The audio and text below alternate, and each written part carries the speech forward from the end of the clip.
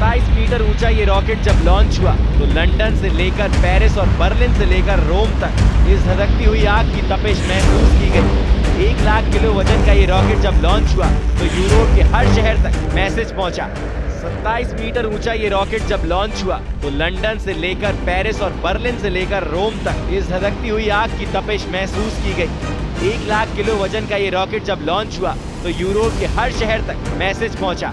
Message ये कि अगर पुतिन ने ठान ली तो यूरोप के कोने कोने में इतने बम गिरेंगे कि नाटो सोचेगा कि कौन सा शहर बचाएं, कौन सा मिलिट्री अड्डा बचाएं, खुद बचें या दूसरों को बचाएं।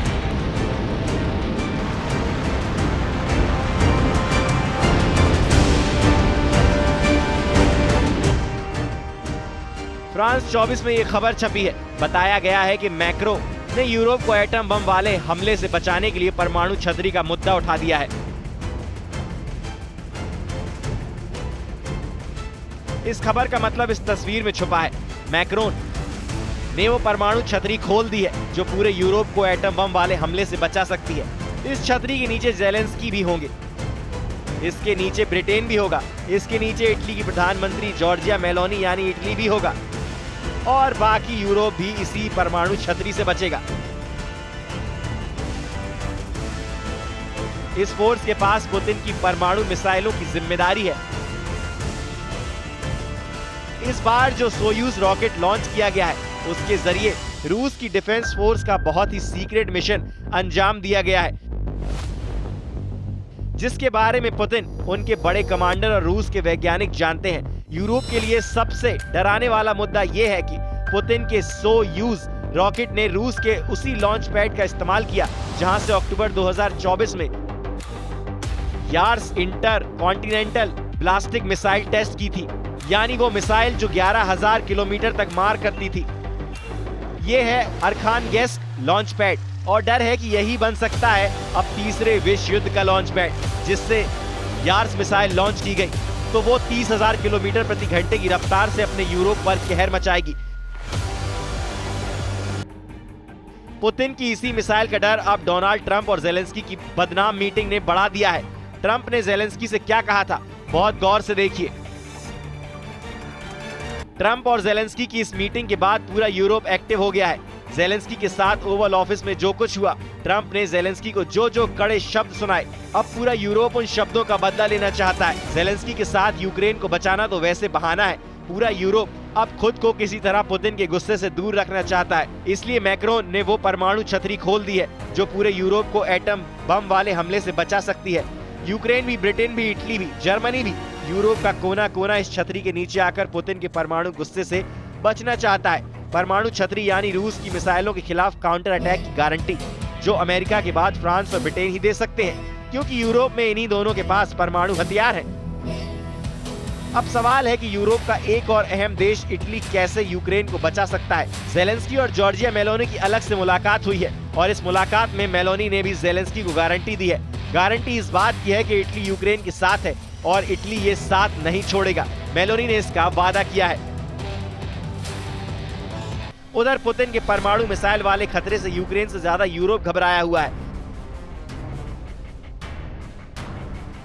मैक्रोन और मेलोनी यूक्रेन को डबल गारंटी दे रहे हैं, लेकिन अब सबका बड़ा एजेंडा यूरोप को बचाना है, क्योंकि डोनाल्ड ट्रंप ने यूक्रेन को बचाने की जिम्मेदारी से किनारा कर लिया है। अब पूरी जिम्मेदारी यूरोप की है, लेकिन सवाल है कि वो यूक्रेन के साथ साथ खुद को भी कैसे बचाए, क्योंकि रूस ने हमला किया तो अमेरिका साथ नहीं देगा और इस वक्त यूरोप में सिर्फ फ्रांस और ब्रिटेन के पास ही परमाणु बम है।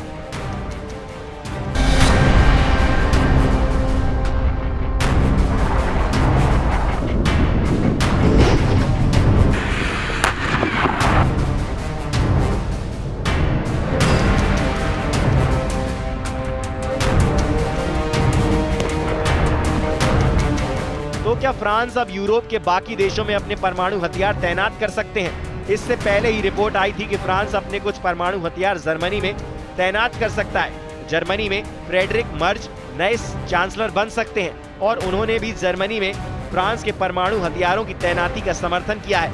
अब डर ये भी है कि अमेरिका नेटो को टाटा बाय बाय कह सकता है और अगर वो नेटो से बाहर निकला तो यूरोप को सिर्फ और सिर्फ यूरोप खुद ही बचा पाएगा। उसके पास कोई और जरिया नहीं होगा, या कहें कि अब यूरोप के पास अमेरिका की सुरक्षा गारंटी नहीं बची है। अब वो पूरी तरह फ्रांस और ब्रिटेन पर निर्भर है और पूरा यूरोप अब ये महसूस कर रहा है कि उसका पुतिन की मिसाइलों से बचना आसान नहीं होगा।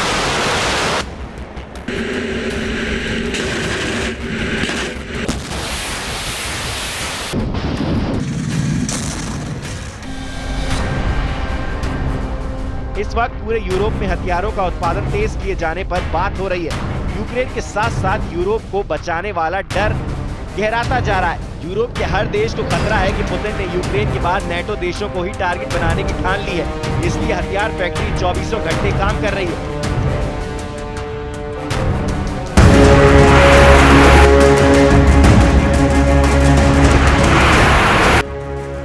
इसमें कोई दोहराए नहीं है कि पुतिन के पास ऐसी बैलिस्टिक मिसाइल है जो पूरे यूरोप को 20 मिनट के अंदर तबाह कर सकती है।